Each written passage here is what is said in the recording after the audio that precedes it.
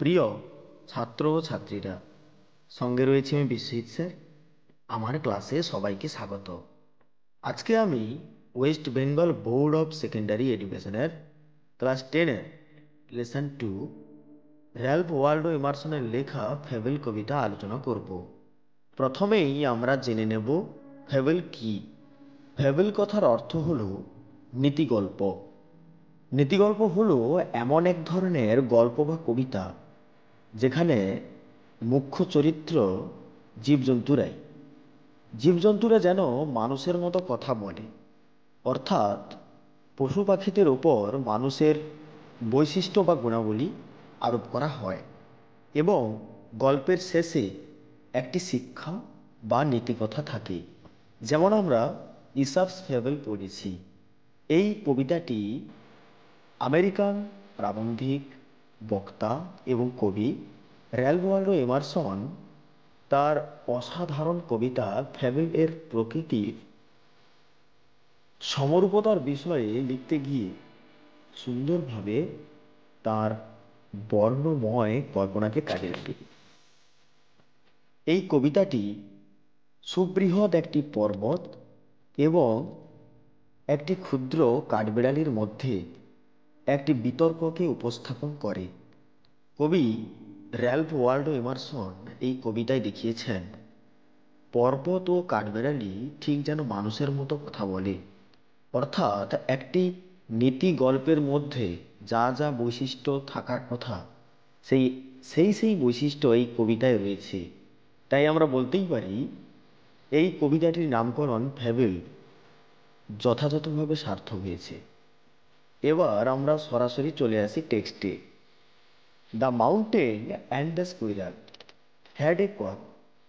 The mountain মানে পর্বত, and the squirrel মানে কাঠবিড়ালি, হ্যাড এ কোয়ারেল তাদের ঝগড়া শুরু হলো। পর্বত এবং কাঠবিড়ালি ঝগড়া করেছিল। And the former called the latter little prig. এখানে ফর্মার বলতে প্রথম জন এবং ল্যাটার বলতে পরের জন। আমরা প্রথম লাইনেই জেনেছি প্রথম জন হলো পর্বত এবং দ্বিতীয় জন হলো কাঠবিড়ালি, অর্থাৎ প্রথম জন দ্বিতীয় জনকে বলল মানে পর্বত কাঠবিড়ালিকে বলল লিটিল প্রিক মানে ছোট্ট নীতিবাগিস।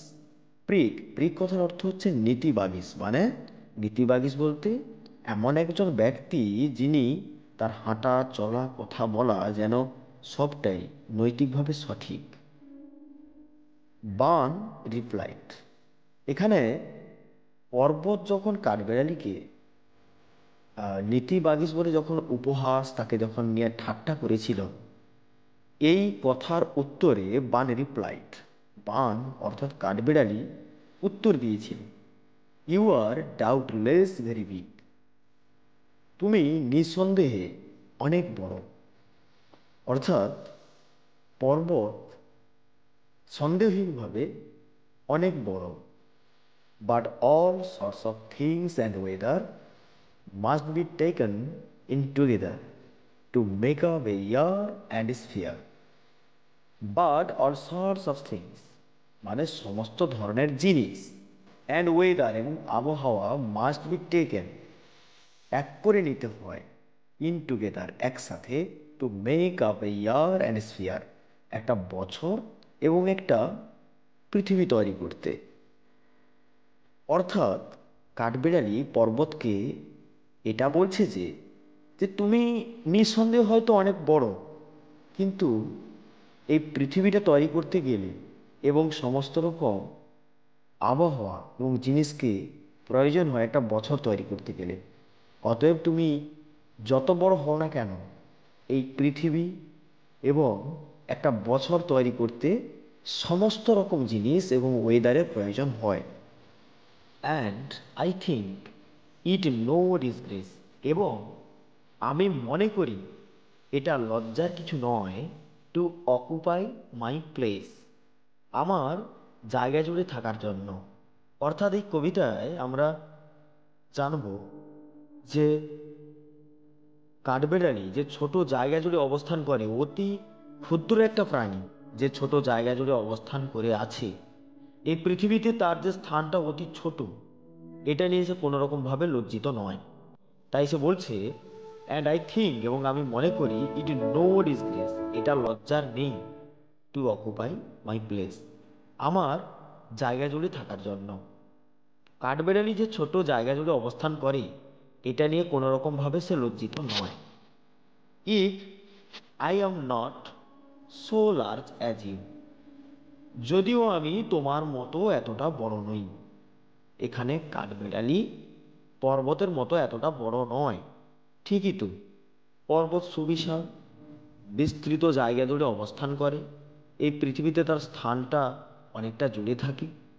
সেই তুলনায় একটা কাঠবেড়ালি অতি নগণ্য একটা ছোট জীব, ছোট্ট একটা প্রাণী, সে পর্বতের কাছে অতি নগণ্য। এই জন্য কাঠবিড়ালি বলছে, যদিও আমি তোমার মতো এতটা বড় নই, you are not so small as I, তুমিও আমার মতো এতটা ছোট নও। স্বাভাবিকভাবে পর্বত সুবিশাল, কাঠবিড়ালির মতো এতটা ছোট নয়।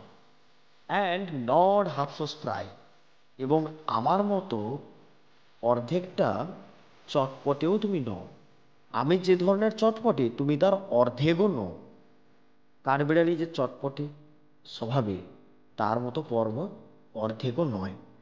I will not deny you make a very pretty squirrel track, আর আমি অস্বীকার করব না যে তুমি এই কাঠবিড়ালির জন্য একটা সুন্দর রাস্তা তৈরি করে দাও।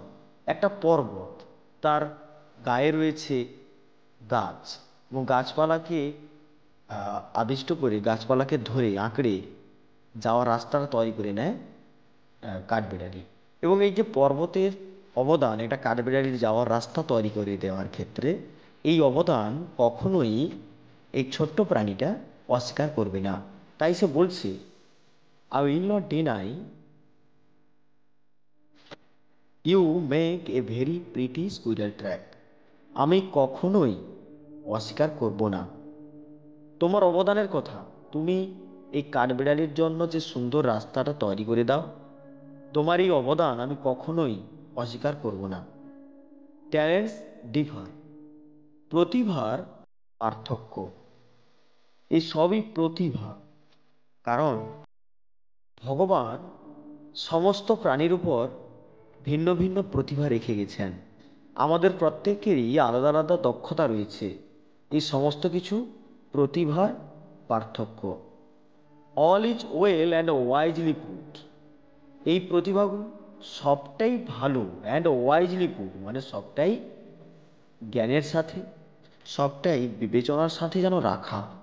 আমরা বলতেই পারি এখানে যে এই পৃথিবীতে সমস্ত জীবের মধ্যে যে দক্ষতা, যে প্রতিভাগুলো রয়েছে, সবটাই জ্ঞানের সাথে, সবটা দক্ষতার সাথে আমাদের অলমাইটি গড, আমাদের ভগবান, তিনি রেখে গেছেন।